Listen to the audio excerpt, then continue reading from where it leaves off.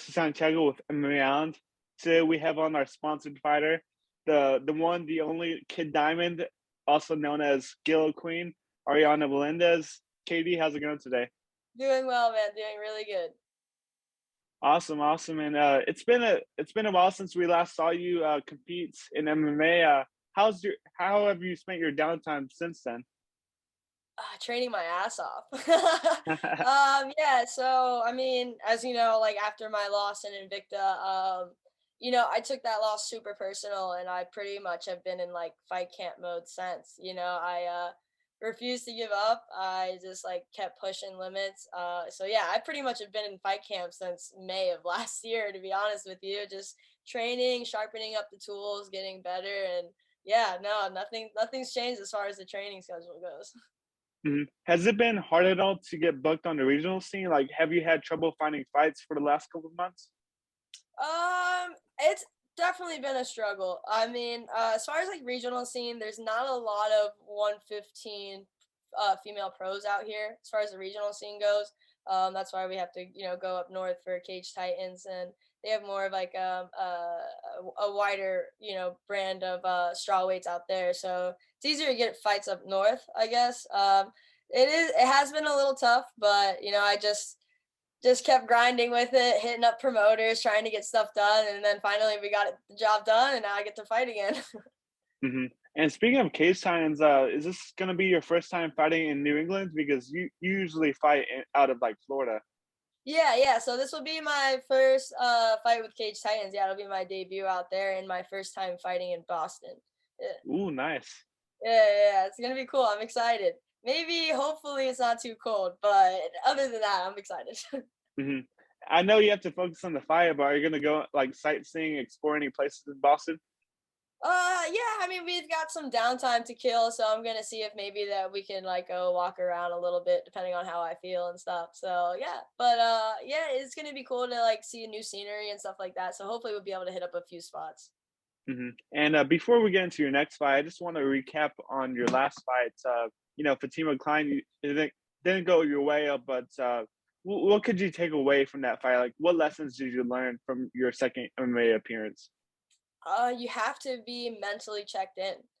That's the biggest thing I can definitely take away from that fight is I was just so happy to have finally made it to that, that point in my career so fast. And I was just more happy to be there than doing my job, I guess. I just I wasn't all there. As soon as we walked out, I saw the lights, the cameras, everything. I'm just like, oh my god, this is the walk Rose Namajunas has made. This is the Hmm. walk that Ticia Torres has made. Like every single female fighter I look up to has made this walk, and I wasn't too honed in on the fight itself. I was just more about like my environment and stuff like that, which isn't something that I expected, and I just kind of froze, and one thing that, everyone has told me now is just you have to be comfortable with that feeling and just be 100% mentally checked in so you can go out there and perform. And I've definitely worked on that since.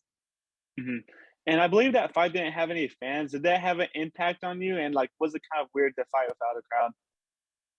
Not really. The only thing that sucked is that we were only allowed one coach. Usually Oh wow. usually I have, at least, two coaches, one that handles like the ground game aspect and then my striking coach. So unfortunately we were only allowed one coach, and it didn't really hinder us that much. But it was kind of hard when it got to the ground.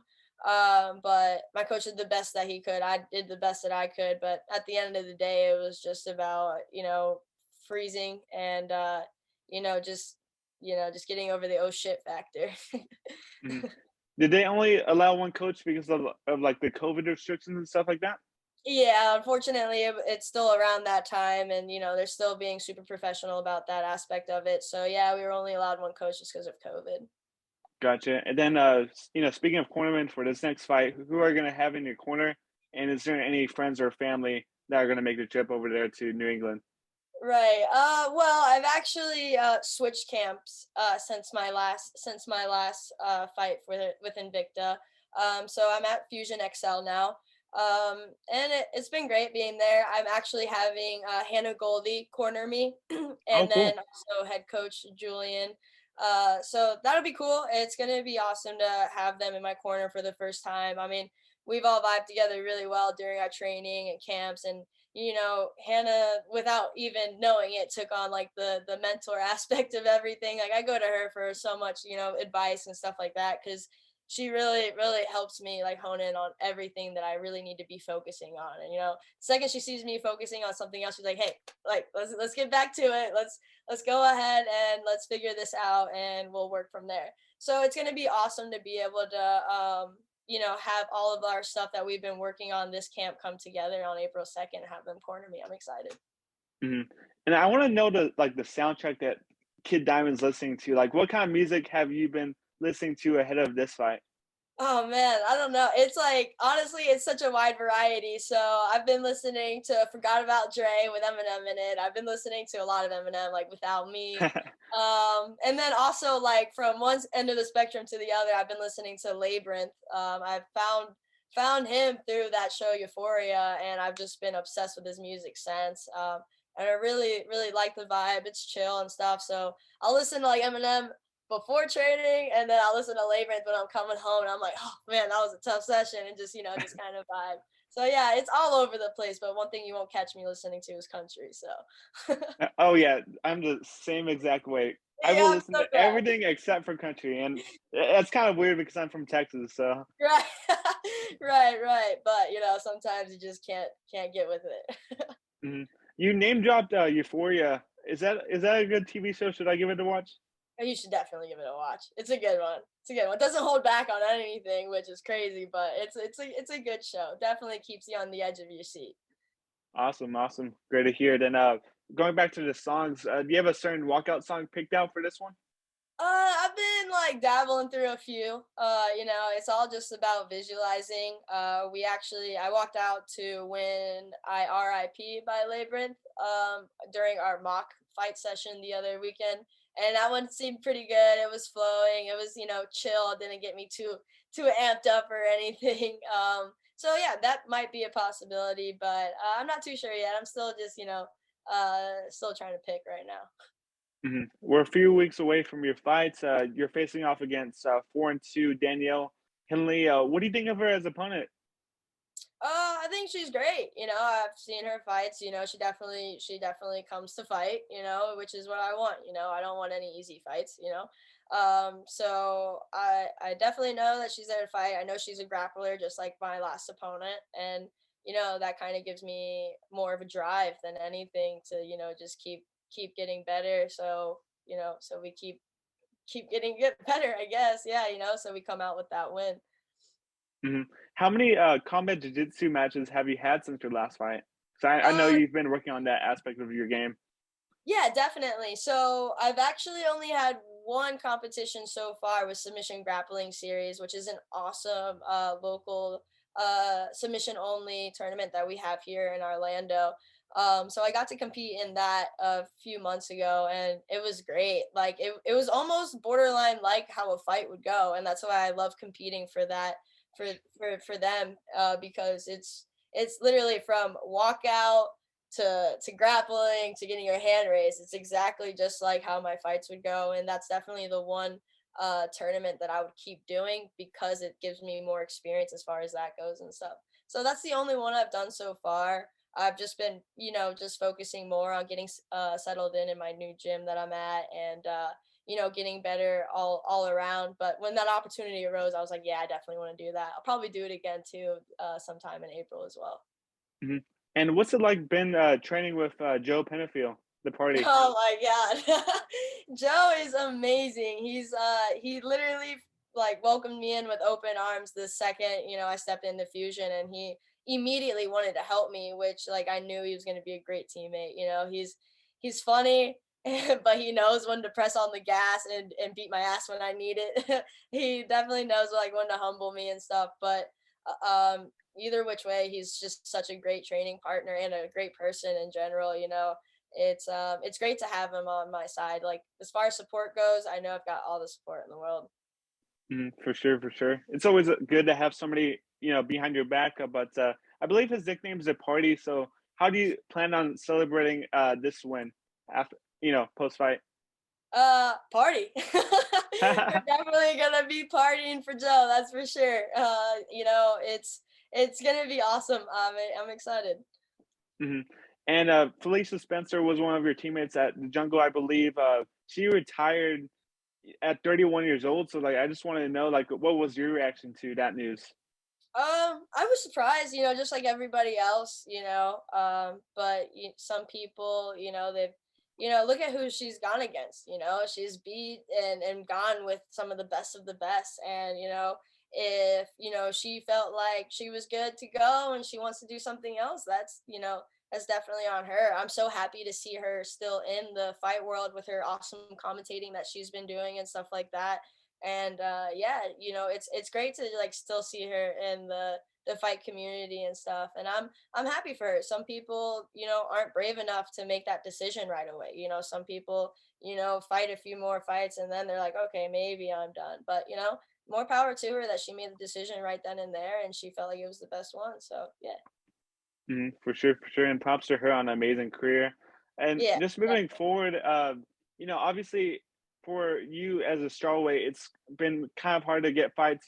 There's not like a plethora of matchups to be made at strawweight right now. But how many fights would you like to have in 2022? Man, I would like to have as many as possible. I definitely want to be a lot more active this year than I was last year. I feel like I'm definitely, you know, reinvented almost. Like I feel like I am definitely honed in on my skill set, and I feel like that I'm definitely ready to get to that next level of fighting and be able to be more consistent. So with that being said, I would like to fight maybe 3 more times this year. If not, maybe squeeze in a fourth and fight 5 times this year. Like that would, I know it sounds crazy, but like I would love to do it. I don't want to be one of these fighters that fight once a year and that's it. Like that's not enough for me. Like I was literally going crazy, off of this little hiatus that I took. Like I don't ever want to go that long without, fighting again. And it just takes a toll on you. Like mentally, you're just like, well, damn, and I've had like a few things happen in between, my last fight and now as far as like getting released from Invicta and then getting also released from my management. It hasn't been like the best route, but where people would have given up a few months ago to a year ago, I'm proud to say that I can keep going. And and it's cool that I have that with me, so I'm excited and I just can't wait to keep fighting. And knowing what I have gone through and what I keep doing, it just makes me more proud of myself. So I'm gonna go out there with full confidence. And did you and Showtime Group part ways? Yeah, unfortunately, it's just too tough to find fights for, Hmm. for female strawweights, and they saw that it would be the best bet to maybe just part ways for right now and see where I can go by myself, which is nothing's wrong with that. They've got a business just like I have a business to handle, you know what I mean? So all respect to them, for making that decision if they felt like that's the one they needed to make. And honestly, it just pushed me to work even even harder. So everything happens for a reason in my eyes, and if that had to happen, then let's go, you know? Hmm. And last question for you, like, what is your prediction? What is your missing Mac prediction of how this next fight goes, and what can the fans expect to see from you in April? Uh, you're gonna see me have a lot of fun. That's for sure. And you are going to see a whole different Kid Diamond in there. I'm still gonna be the same fun, doing this, but I'm definitely, I feel like changed as a fighter. So you guys are gonna see Diamond 2.0 as they call it. Awesome. Yeah, I can't wait to see the Diamond 2.0 shine in April. But thanks so much, Katie, for the interview. Is there anything that you want to say to the fans out there watching? I just want to thank you to all my sponsors: MMA Island, The Other Side MMA, Retro Grappler, Impact Massage, Fox Homes. They're great. They're one of my newest sponsors, based out of Pennsylvania with renovating homes. So if anyone's in the Pennsylvania area, hit them up. Fox Homes is really good. And yeah, and also Grit Mouth Guards as well. they definitely keep this smile looking pretty. So I'm definitely thankful for them. So yeah, man, just thank you so much to all my sponsors, and once again, thank you for having me on here. I really appreciate it.